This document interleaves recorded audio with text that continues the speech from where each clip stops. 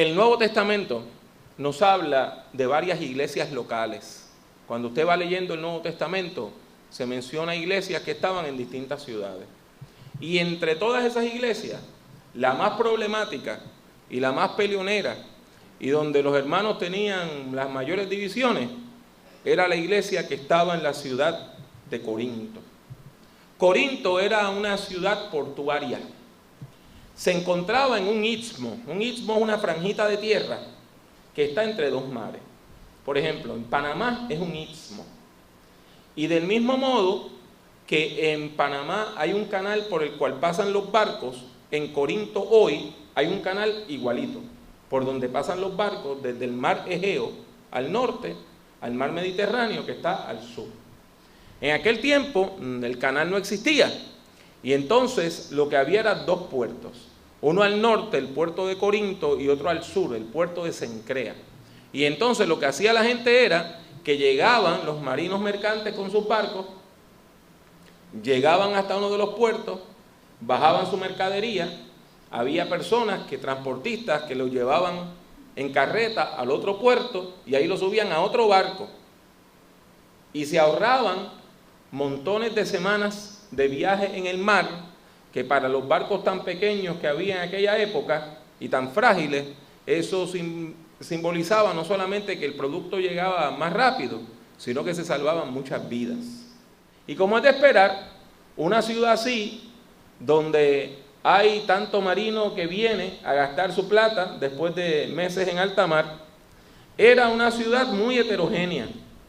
Tenía habitantes de todo el mundo conocido, muchos de ellos marinos mercantes que decidían quedarse a vivir en la ciudad. Y las comunidades multiculturales, donde hay personas que vienen de todos lados y que hablan cualquier cantidad de idiomas, y en aquel tiempo que tenía cualquier cantidad de religiones, eran comunidades fértiles para el conflicto. Nosotros los seres humanos interpretamos las cosas desde nuestro lugar social, desde donde estamos en la vida. Por lo tanto, esto implica que nosotros a veces no nos entendemos cuando hablamos entre personas de distintas culturas. Pablo escribe la carta a los Corintios, en parte porque una hermana de la iglesia le envía una cartita diciéndole que en la iglesia hay grandes divisiones. En particular, hay una líder cristiana que se llamaba Chloé, y parece que en la casa de ella se reunía un grupo de cristianos. Recuerden que no hay edificios en aquel tiempo, no hay ningún edificio que diga primera iglesia cristiana. La gente se reúne en casas, a veces se reunían al aire libre, a veces se reunían debajo de un puente, o, como todos sabemos, en las catacumbas. Y Pablo, después de recibir esta notita de esta hermana, escribe diciendo: os ruego pues, hermanos, por el nombre de nuestro Señor Jesucristo, que habléis todos una misma cosa, y que no haya entre vosotros divisiones, sino que estéis perfectamente unidos en una misma mente y un mismo parecer. Porque he sido informado acerca de vosotros, hermanos míos, por los de Chloé, o sea, por el grupo de Chloé, que hay entre vosotros contienda. Quiero decir, que cada uno de vosotros dice: yo soy de Pablo, yo soy de Apolo, yo de Cefas, o yo de Cristo. ¿Lo vieron? La iglesia estaba dividida en distintos grupos y cada grupo tenía un paladín, y ese paladín era alguno de los líderes cristianos que habían tenido contacto con la iglesia. Pablo no explica cuál era la base de las divisiones, pero parece que tenía algo que ver con el bautismo, porque más adelantito, los versículos 14 y 15 del capítulo 1 dice: doy gracias a Dios que a ninguno de vosotros he bautizado, sino a Crispo y a Gayo, para que ninguno diga que fue bautizado en mi nombre. O sea, que parece que cada vez que venía un líder cristiano y bautizaba a alguien, la gente decía: ahora yo tengo que tener una alianza, o tengo que guardarle una reverencia a la persona que me bautizó.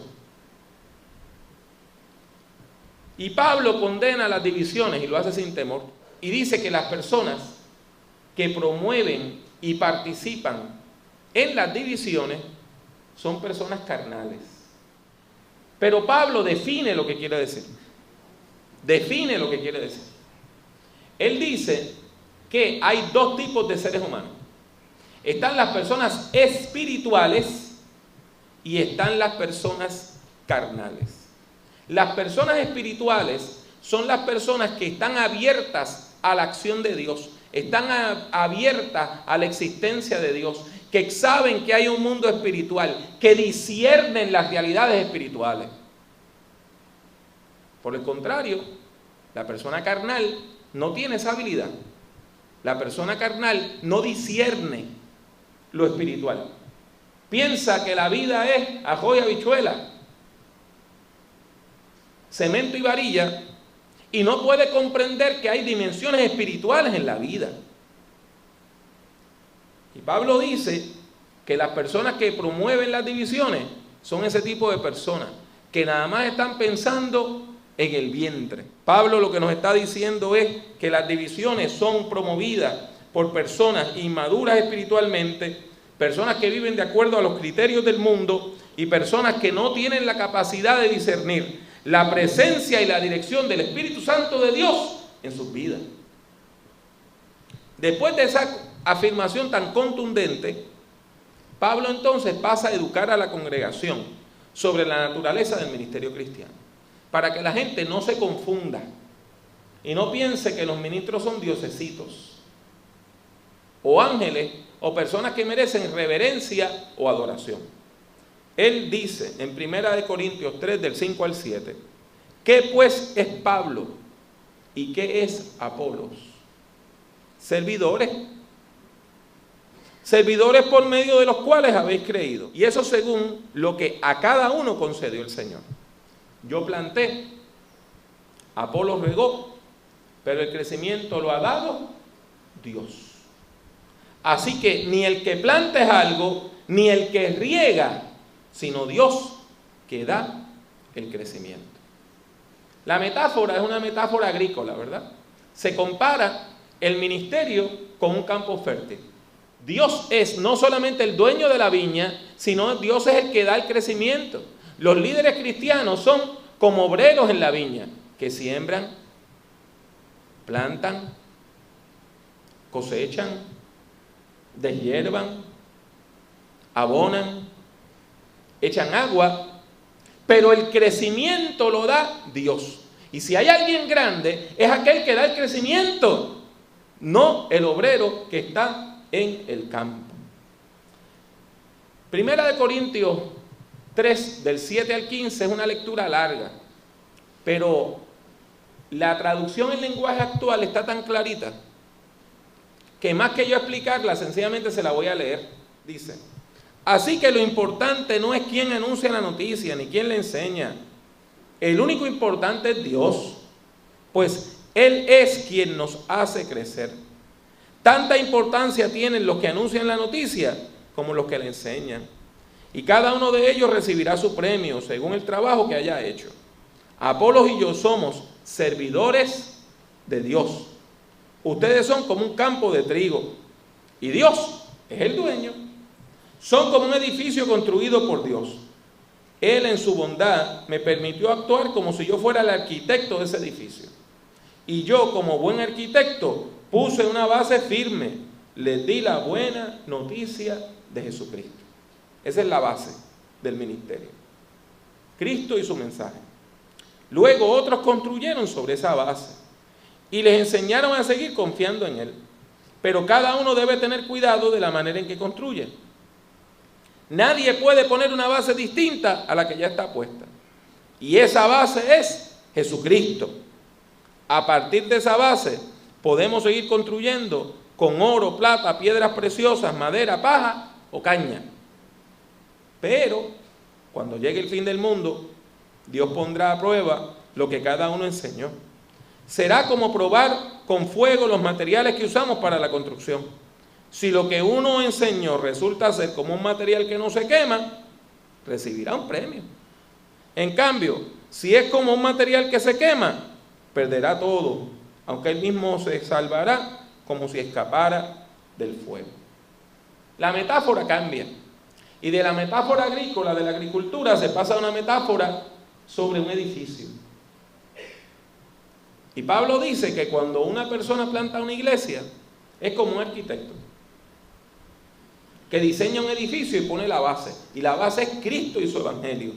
Y usted no puede cambiar esa base. Si usted le cambia la base a un edificio, le cambia la zapata a un edificio, el edificio se desmorona. No se puede cambiar esa base. Y los ministros que vienen después de la persona que le plantó, cada ministro que viene, cada persona que viene, es como un constructor que echa otro pisito más.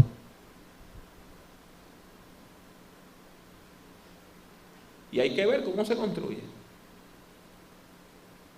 Si usted construye con cosas que son buenos materiales y le da buena enseñanza a la gente y la edifica bien, está construyendo con oro, plata, con piedras preciosas. Ahora, si el ministro que viene lo que hace es una labor mediocre, es como si estuviera construyendo con tablitas o hasta con paja. Pablo, cuando escribe esto en el mundo antiguo, hace mucho sentido. En Roma, por ejemplo, y en las grandes ciudades del mundo antiguo, era común que habían caseríos donde el primer piso era de roca sólida, piedra sólida. Segundo piso tenía paredes de piedra y techo de madera. El tercer piso era de madera, con un techito de madera apenita, a veces con partes con paja. Y el cuarto piso era algunas cuantas tablitas con una lona encima. Y cuando había fuego, por lo regular, lo único que sobrevivía era el primer piso y parte del segundo, y todo lo otro que había arriba se destruyó. Con esto, el apóstol Pablo nos está diciendo que en el ministerio hay cosas fundamentales y cosas que no lo son. Hay cosas fundamentales y cosas transitorias. Hay cosas fundamentales y hay cosas triviales. Y que nosotros como iglesia tenemos que enfocarnos en lo fundamental. Nosotros como iglesia no podemos estarnos distrayendo con tonterías o con boberías. Nosotros como iglesia tenemos que estar enfocados en lo que es fundamental. Fundamental al evangelio. ¿Cuáles son esas cosas fundamentales? La vida, la paz, el amor, la justicia, la madurez, la concordia, los grandes valores del evangelio, los frutos del espíritu: amor, gozo, paz, benignidad, bondad, mansedumbre, templanza. Edificar a la otra persona y lograr que esa otra persona alcance su pleno potencial humano. Este pasaje nos enseña que Dios desea que la iglesia se ocupe de las cosas fundamentales, no de las cosas triviales. Nosotros no debemos prestar atención a los detalles sin importancia, sino a los asuntos más importantes de la vida. ¿Con qué cosas bregamos nosotros como ministros, como líderes de iglesia, el ancianato de esta iglesia? ¿Cuándo nos llaman? ¿Cuándo nos piden oración? En momentos de vida o muerte, un nacimiento, una enfermedad, una hospitalización, una operación, una persona que agoniza, una muerte, una persona que está en crisis, alguien que se quiere suicidar. Nosotros estamos bregando con asuntos fundamentales de vida o muerte todo el tiempo. Darle una compra a una persona que no tiene que comer es algo fundamental. Ayudar a una persona que acaba de tener su casa inundada es algo fundamental. Y la iglesia tiene que entender que nosotros nos tenemos que ocupar de lo fundamental y no de lo trivial.